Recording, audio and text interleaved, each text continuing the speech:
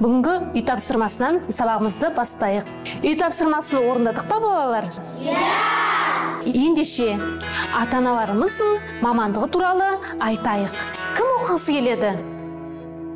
Ала Айгүлжан айта ғой. Бұл менің әкем. Есімі Аян.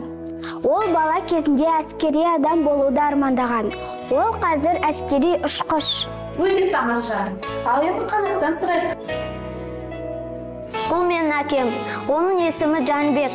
Ол бала кезінде архитектор болуды армандаған. Ал қазір арманына жетті. Жақсы, Қанат. Сен де арманыңа жетерсін деген үміттемін. Отыра ғой. Тағы кім айтқысы келеді балалар?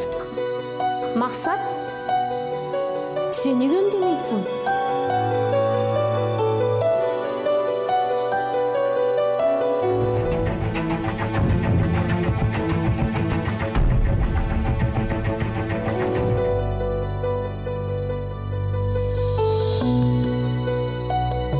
Тағы айтады балалар.